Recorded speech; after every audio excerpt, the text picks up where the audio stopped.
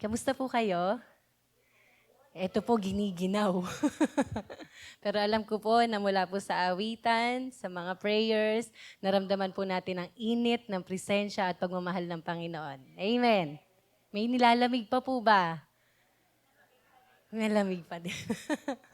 Ayan, sige po. Kung meron po kayong mga dalang Biblia, pwede po ba kayong makibukas po sa akin sa aklat po ng ikalawang Korinto, 2 Corinthians, chapter 9, verses 6 to 8.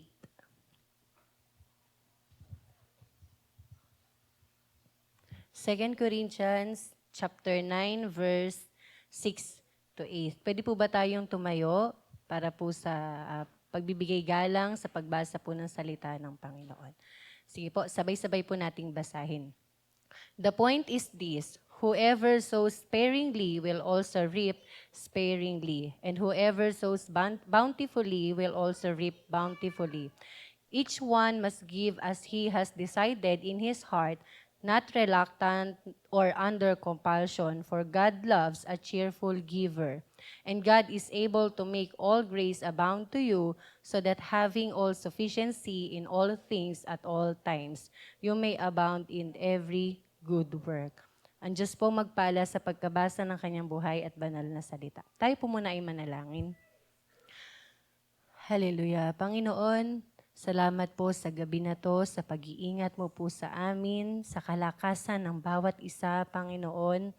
Ang dalangin po namin, Panginoon, sa pagkakataon po na to na maihahayag ang iyong salita, patuloy mo nga lang pong ingatan at turuan ang inyong lingkod, Panginoon. Lahat po ng salita na lalabas sa aking bibig ay naaayon lamang po para sa iyong kapurihan, Ama. Patuloy nga lang po naming masalo ang mga bagay, ang mga aral na nais mo pong magrema sa aming puso at isipan. Maraming salamat po. Ito po ang aming panalangin sa pangalan ni Jesus. Amen. Sige po, makakaupo na po tayo.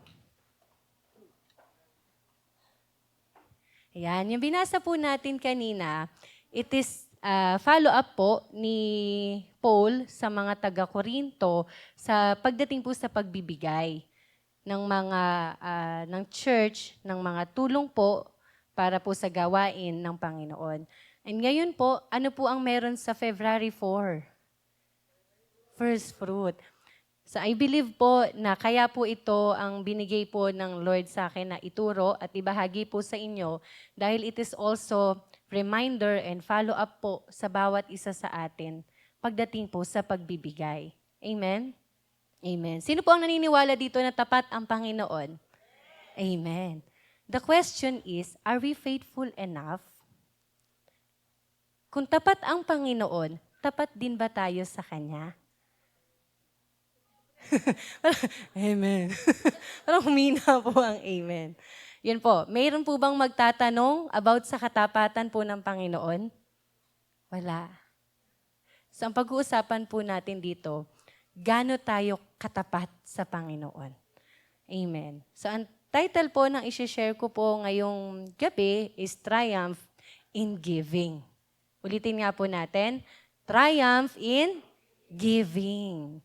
Yan. So tulad po nung sinabi ko kanina sa 2 Corinthians po, ay follow-up and reminder po ito ni Paul para sa mga taga-Korinto. And I believe po na para sa atin din po ang salita na to. Ayan. So ayaw po ng Lord na basta magbibigay lang tayo.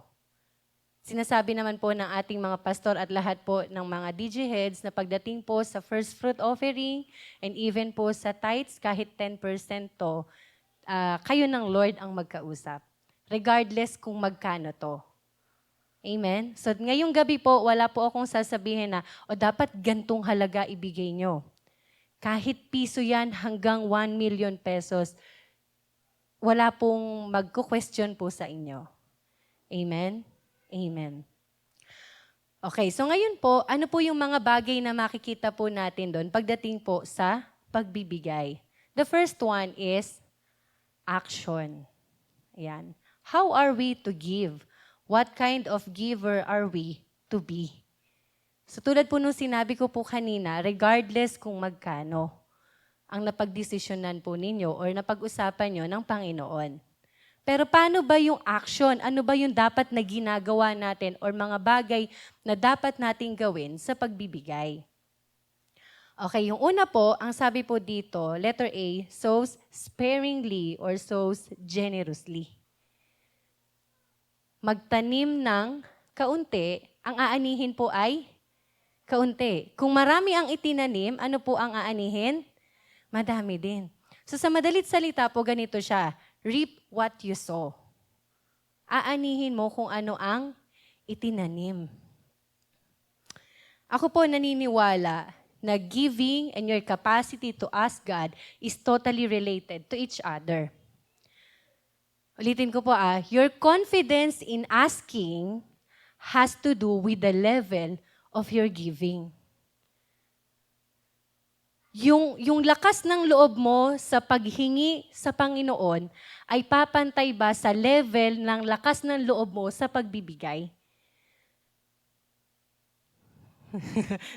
tahimik po lahat, ano? Sige, ganito po. Na-experience nyo na po ba na mag-withdraw sa bangko nang hindi nagde-deposit? Pwede ba yun? Naka-encounter na po ba kayo ng tao na pupunta sa bangko at mag-withdraw without being a depositor? Posible po. Yes. Possible po yun. Ang tawag po doon ay hold up. Di ba? Hold up. Kasi may mga tao na pupunta sa isang bangko and they're trying to steal money sa pinakamalaking halaga na makukuha nila nang hindi sila nagde-deposit. Tama ba? Hindi ko po sinasabing pwede. Pero, posible. Nangyayari. Amen? So, kanina po natawa tayo, no? Natawa kayo. But that funny thing, minsan yun din yung ginagawa natin sa Panginoon. Na-try mo na bang hold upin si Lord? Na-try niya na po ba? Lord, kailangan ko ng ganito. Lord, kailangan ko ng pambayad. Kailangan ko ng pampacheck up, ng pampagamot. Ang tanong, nag-deposit ka na ba? Nagtanim ka na ba? Hindi ko po sinasabi na kung ano yung tinanim mo, yun lang dun lang nalilimitahan yung ano ng Lord. What I'm trying to say is, yung confidence mo, na mananalangin ka and you ask God sa mga bagay na kailangan mo, pero pag may panawagan ng pagbibigay, ng pagtatanim, kasama ka ba? Pag oras ng anihan, ang dami. Ang daming nagtitestify, ang daming kasama. Pero pag oras na po ng pagtatanim, nakikita niyo po ba yung mga katabi niyo? Yan. Sana po bati-bati pa din tayo. Yan. The level of your generosity is the level of your confidence. Pagdating sa paghingi sa Panginoon. Para po siyang isang farmer, magsasaka, na halimbawa si Ate Aida, pupunta siya sa isang lupain, tapos mag-e-expect siya ng ani nang hindi nagtatanim. Pwede po ba yun? Hindi. Pero kung ikaw, yung farmer, alam niya sa sarili niya na nagtanim siya, and pagdating ng isang araw, there is one day na babalik siya dun sa lugar na yon dahil alam niyang may aanihin. So tayo din po ganun, na isusurprise ka na lang ng Lord. No? Che, aani ka na. Amen? Ipe, aani ka na. Lord, bakit po? Tapos sabihin sa'yo ng Lord, nakalimutan mo na ba? Nagtanim ka. So regardless po, kahit magkano yan. Kahit anong halaga ang ipagkakaloob nyo sa first fruit offering natin, sa tithes and offering, sa simpleng pag-aabot nyo sa mga pastor, sa simpleng pagtulong nyo sa misyon, isusurprise po kayo ng Lord. Aani na po tayong lahat. Amen? And second po, na action po na sinabi dito, has decided in his heart, and also cheerful giver. So wala pong binanggit dito na, dapat 5 digits, 6 digits. Wala po. Action. Yung kilos natin sa pagbibigay. Has decided in his heart and cheerful giver. Tulad po nung sinabi ko kanina, yung lakas ng loob mo sa paghingi is the same thing ng lakas ng loob mo sa pagbibigay. Tulad po nung babae na nagbigay ng 2 kusing, na-encounter niyo na po yun sa Bible. Narinig ng Panginoong Hesus yun. Si Mary na naghandog ng mamahaling pabango, ni-recognize ng Lord yun. So regardless kung magkano yan, ang tinitignan ng Lord, yung puso po ng bawat isa. So yung tito ko po, pinsan po yun ni nanay, nasa Canada na po sila, nakabase na po sa Canada. Isang anak na lang po niya yung naiwan dito sa Pilipinas, tapos pinaprocess na po yung papers. One time po, nagkausap po sila ni nanay. Christian din po yun.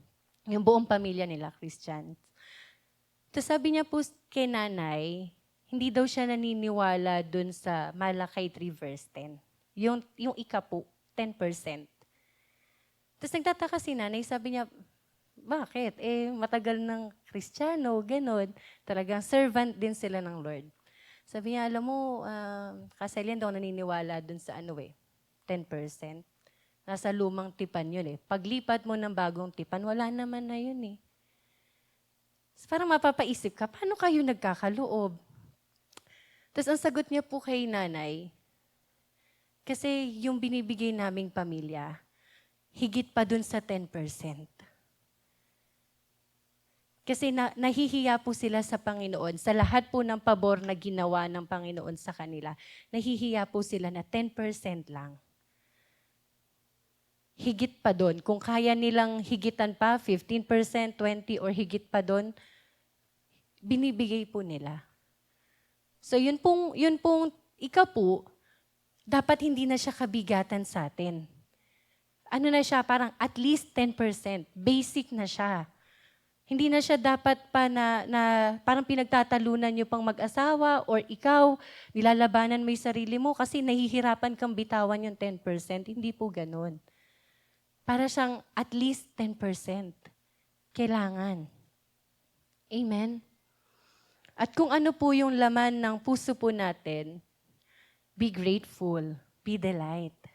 Huwag mo pong ikukumpara sa iba yung hawak mo. As long as yun yung napag-desisyon ng puso mo, napag-usapan yun ng Lord, be grateful. Amen? Amen. And yung third po, letter C, not reluctant or under compulsion. Ano po yung compulsion? Ibig sabihin po nito, napipilitan. Yung reluctant naman po, parang nagdadalawang isip. So dapat daw po, hindi ka nagdadalawang isip or parang, sige na nga, sasali na ako, parang ako lang maiiwan Napipilitan. Ayaw po yun ng Lord. Amen? Kung napipilitan lang po, baliwala lang po yun Pwedeng magagamit po talaga yon sa mga church activities, sa pangangailangan po ng bahay-sambahan. Pero yung relasyon mo sa Lord, wala. Hindi yun magiging pleasing sa harap ng Panginoon. So parang ganito, lalakihan mo para ma-impress yung katabi mo. Lalakihan mo para ma-impress yung kadiji mo. So, hindi ko po sinasabing huwag kayong magbigay ng malaki. Again, depende po yun sa napag-usapan nyo ng Panginoon. Amen? So, pwedeng yung halaga ng ihahandog mo, pwedeng maliit yun sa iba. Pwedeng yung ihahandog mo naman, parang 1 buwan na budget na nila yun. Pero kahit gaano pa katuwa or matuwa yung ibang tao sa'yo, ang goal po natin, ang Lord po ang mapapurihan. Amen? So ano po yung mga action po na yon? So sparingly, generously, then B, has decided in his heart, cheerful giver din. C, not reluctant nor under compulsion. Yan po yung mga action na dapat makita natin at patuloy nating i-remind. Yung second point po, hindi po siya kasi mababasa dun sa verse na na binasa po natin kanina. Hindi siya makikita doon. But I just want to share this po para din makita natin, ito yung action. Tapos ano yung mga burdens or hindrances or mga bagay na pwedeng gamitin ng kaaway para hindi natin magawa yung mga action na yon. Okay lang po ba yan? O conclusion na tayo? Sige po. Share ko na din po sa inyo. Okay? So number 2 is our burdens. Yan. So it is not just the amount, it's about the joy, love, and being grateful that within. But sometimes the enemy distract us to give and offer faithfully. Naniniwala po kayo doon? Gumagawa talaga ang kaaway ng mga bagay para po i-distract tayo sa pagbibigay. And meron lang po akong i-share sa inyo na 20 na burdens, pero yung 17 wag na. 3 na lang. Okay lang po? May tatawad pa ba? Wala. 3. Okay, una po is fear. A.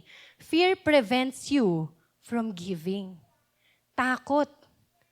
Amen? Why people don't give? Why people don't live generously? Because they are afraid. Takot. Pwedeng gamitin ng kaaway yan para hindi ka makapagbigay. Na paano kung kakainin mo na lang? Kakainin na lang ng pamilya mo, ibibigay mo pa. Paano kung hindi totoo tong sinasabi ng man of God na to na pag nagtanim ka ng madami, aani ng madami? Fear. Amen? Parang natatakot ka na pag nagbigay ka, babalik ba to? Pag uwi ko ba, may panggastos na agad kami? Saan manggagaling? Kaninong kamay manggagaling yung reap generously? Pwedeng gamitin po yun ng kaaway. May isi-share lang din po ako sa inyo na testimony ko po nung parang way back 2013. Mga ganun po siya. Kung natatandaan niyo po yung grand offering, sino po yung inabutan yon? Grand offering. Parang one time na magbibigay ka, no? Mag-o-offer ka. Tapos ano siya, bukod po yun sa first fruit. Tapos I think hindi na po siya naulit, no? Isang beses lang po yun. At 2014 po pala, mga ganong year. Ang naging ano ko po noon, dalaga pa po ako noon, yung sweldo ko po kasi, sa magulang ko talaga yon lahat. Tinatanong lang po ako ng daddy ko kung natanggal mo na ba yung tithes dito.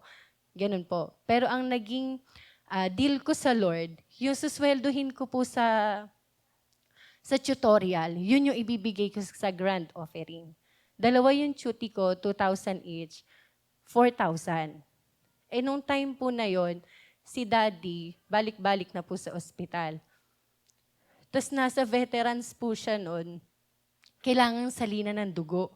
Kasi ooperahan po yung right leg niya. Malaki pong, as in malaking operasyon. Kailangan po mag-prepare ng 4 na bag ng dugo. Tapos, kailangan bumili. Pero hindi ko mabitawan yung 4,000 kasi sabi ko, sa grand offering to eh. Pero pinagpaalam ko yun sa daddy ko. Sabi ko, Daddy, may hawak akong 4,000 pero meron kasing grand offering sa church. Tapos ang sabi niya lang sa akin noon, huwag mong galawin. Ibigay mo. Yun lang po yung naging usapan namin ng daddy ko. Kasi natatakot din ako na may hawak kang pera, pero kailangan. Tapos din, nangyari po yung grand offering. Alam niyo po, yung pinsan po namin sa mga taga-QC, halos gawi lang din po yung veterans. Nagsama siya ng mga pinsan niya sa mother side niya para mag-donate ng dugo. Ang nangyari pa po nun, sobra pa sa 4 na bag ng dugo yung nakuha. So, ang ano ko po nun, paano kung hindi ko binigay? kung hindi ako sumunod, paano siya magiging testimony? Ayun po, pwede po ba natin palakpakan ng Lord? Amen. Kaya po, huwag kang matatakot. Sabihin mo sa katabi mo, huwag kang matakot. Pwedeng takot yan sa ipis, pwedeng takot yan sa mga kunwaring multo. Pero yung pagbibigay sa Lord, wag na wag po yun ang katatakutan po natin. Amen?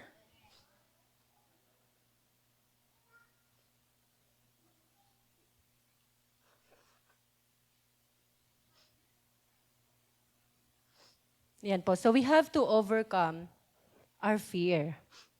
So hindi ka magta-tights dahil lang sige, sobra. Tulad ng prayer ni Teacher Jessa kanina, na hindi tayo magbibigay kasi sobra lang. Kundi magbibigay tayo na may punong-puno ng pagpapasalamat sa Lord. And pag nabuhay ka sa takot, you will not experience God's blessings. Marami pong kayang magpatotoo niyan dito. Na dahil nilabanan nila yung takot, lalo, especially sa mga nanay, di ba? Kasi tayo nagbabudget eh. Pag nilabanan mo yung takot, talagang raragasa po yung pagpapala eh. Amen? Second po is death. Hindi po siya death na kamatayan. Death is utang. Sino po dito ang may utang? Amen. Oo. Mga hinuhulugan, binabayaran, mga ganon. Bahay sa US na hinuhulugan pa, Ate May. Meron ba? Sa Camellia na kasi sila, pero iniintay lang fully paid yung bahay sa US, no? Yan. In Jesus' name. Palayo ng palayo, Ate May, ano? Yan. So, sino po dito ang gustong makalaya sa utang? Amen. Pero syempre, may mga pagkakataon na hindi talaga naiiwasan. Hindi man utang sa tao, pero yung halimbawa, mga bills, mga due date, di ba? Pero minsan gagamitin nyo ng kaaway eh. Bawasan mo muna yung tithes mo. Huwag ka munang mag-tithes kasi may babayaran ka. Or baliktarin po natin, nangangailangan yung kaibigan mo, bawasan mo muna yan, ipahiram mo muna. Sinabi po ni Pastora Tel nung Sunday, wag na wag mong uutangin ang tithes. Kasi hindi mo na yan mababalik. And lalo po ngayon, digital na yung mga scam na may mga isa-send sa'yo na link o kaya o-offeran ka ng work pero kailangan mag-down ng ganito, digital na. So ako po laging sinasabi ni Jace, pag may nag-send sa'yo ng link, wag na wag mong bubuksan. Kasi minsan pag-click nyo lang pong ganon, kahit hindi nyo pa pinifill upan, nakukuha na nila yung yung information. Opo, kaya wag nyong i-click, lalo na kung tingin nyo hindi siya reliable, ganon. Pero alam niyo po yung unang scam talaga na natala, yung ganito, anak pautang muna nung napamaskuhan mo. Sino na po yung mga batang 90s over there? Naka-experience, no? Anak, pautang muna akong 200 sa napamaskuhan mo. So wala nang balikan yun. Sino dito nabayaran ng magulang? No, kasi pag Pasko, syempre maraming gastos. Pag New Year, eto na, no. Nak, pera mo ng 200, pambiling gatas, salad. Pero ko to, bigay to. O sige, di walang gatas yung salad. Parang konsensya pa na walang ihahanda. Oo, yun talaga, greatest scam talaga yun, no? Pahiram ng napamaskuhan mo. Period. Tapos pag singila na, no? Paano yung diaper mo nung bata ka? Yung gatas. Yung damit na suot mo nung Pasko, singilan na po. Tapos ikaw parang, yung pera ko. Ganun na lang, no? Pero alam ko pong may strategy na ngayon yun eh. Ma, nandyan na yung rider, bayaran mo muna. Papalitan ko, ma. Nay, nandyan na yung yung Shopee, yung Lazada, bayaran mo muna. Pag uwi ko, babayaran ko. Binayaran? Hindi. So quits lang po. No? It's a tie. Sasabihin sa inyo, o di ba ma, hiniram mo yung napamaskuhan ko dati. Pero syempre, hindi lang po utang, pati yung mga ganong bagay. Digital na siya, even scam or online. Lahat pong masama yun na mag-online shopping kayo basta sobra at nakasecured na yung para sa Panginoon. Amen? Naalala ko po noon bata pa ako, kami pa lang ng ate ko yung anak din napamaskuhan namin. Sabi ng nanay ko, mamaya lagot na ako nito. Sasabihin nun, sabi sa akin, amin na muna yung napamaskuhan mo ng ate, napamaskuhan niyo ng ate mo, bibili tayong drawer, Durabox, ganon. E di kami naman, Nay, babalik mo to nangangatog pa, mabalik mo, bilang ka ng bilang kasi babayaran. Oo, sige, babalik ko, pahiram muna ako. Di binigay namin ng ate ko, lahat. Di bumili ng drawer, tapos kami yung nag-ayos, ayos na ayos yung mga damit, tuwang-tuwa kami kada bubuksan na ganon, ganyan. De eto na, sabi ko, na, yung pinambili ng drawer, amin na. Tapos hindi niya ako pinapansin. Ilang araw, sabi ko, na, yung napamaskuhan ko, amin na, pinambili ng drawer. Tapos sabi lang ng nanay ko, o sige, tanggalin mo lahat ng damit nyo ng ate mo, hakutin mo, sosoli natin yung drawer. So, paano yan? Enjoy ko na yung pagkuha-kuha ng damit, ganun. Pagbukas-bukas ng drawer, sasoli natin o hindi? Hindi na, wala na. Hanggang ikasal kami ni Jace, nandun yung drawer. Unang pundar po namin yun ng ate ko. So, ayan po. At least po ngayon, blessed po ang mga bata na aware na sila sa mga tithes and offering. No? Amen. Hindi na siya mapupunta kung saan-saan. Yan. So, ngayon po, kung gipit po tayo, magbigay pa din tayo. At least, gipit ka man, nakapagbigay ka ng para sa Panginoon. Amen? Wala pong aagaw ng utang nyo. Naniniwala po kayo doon? Amen. Pero ang Lord po, enough po ang pagpapala niya para maging debt-free po tayong lahat. Amen? Amen. Sige po, palakpakan po natin ang Lord. Ayan, yung pangatlo po na burden sa pwede po nating ma-encounter is think it is yours. Wala ka namang utang, hindi ka naman takot. Ito po ang pinaka-nakakatakot sa lahat. Feeling mo, sa'yo yan. Ang hirap kayang magtrabaho. Ang hirap kitain ng pera, tapos ibibigay ko lang. Dapat po doon natin mas bantayan yung puso natin. Na mentras lumalaki yung financial status nyo, mas lumalaki yung mga pera na nahahawakan nyo, wag po nating isipin na sa atin po yun. Ulitin ko po, magbibigay tayo dahil nauna pong magbigay ang Panginoon. Tinitest po tayo ng Lord kung magbabalik ka ba nung para sa Kanya. Amen? Saan ka naman nakakita? Siya na yung nagbigay.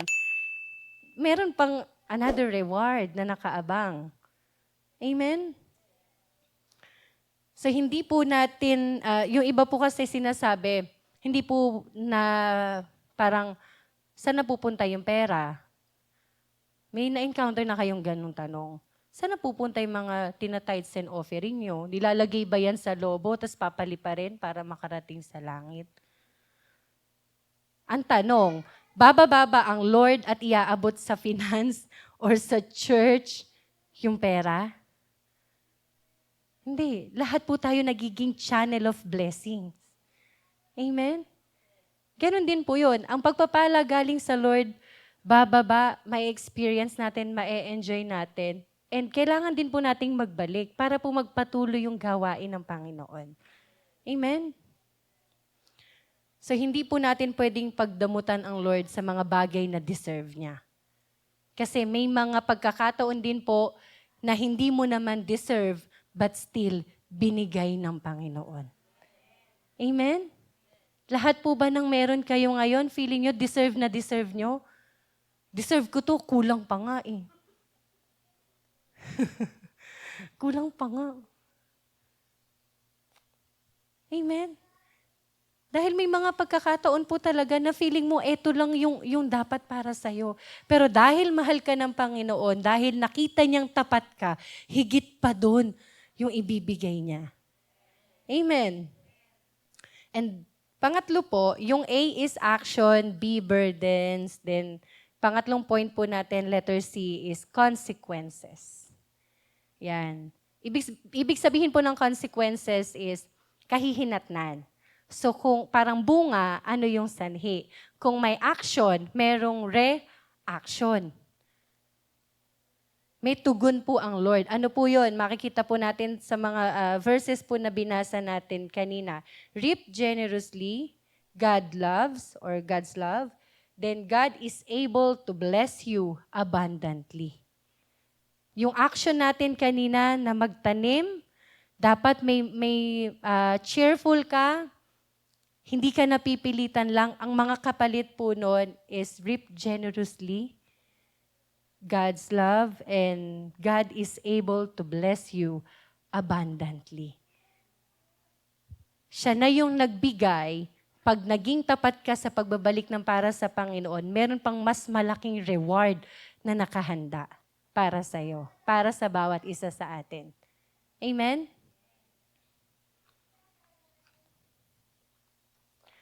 Yan po. So as the Lord witnessed your grateful heart, your faithfulness, He prepared something more amazing for you.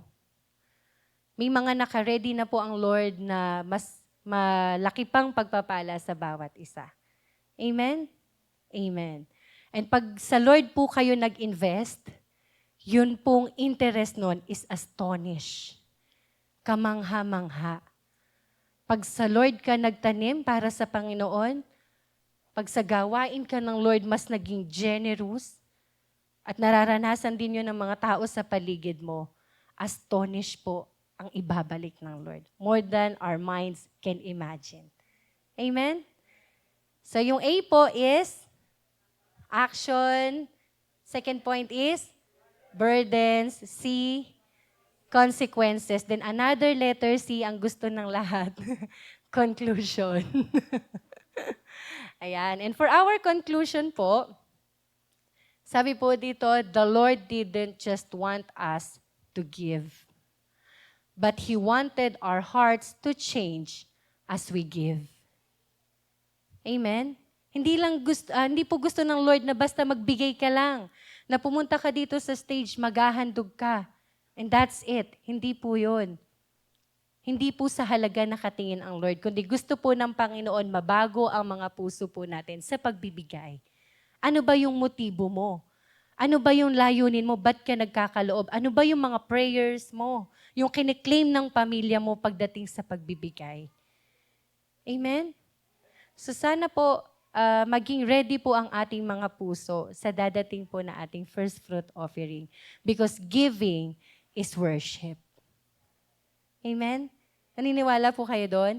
Hindi lang po basta pag-awit, pagkanta, pagsayaw, paghayo, ang tinatawag po na pag-worship sa Lord.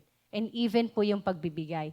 Not only financially po, and even yung lakas mo, yung talento mo, giving is also a worship. Amen? Sige po, tayo po ay manalangin.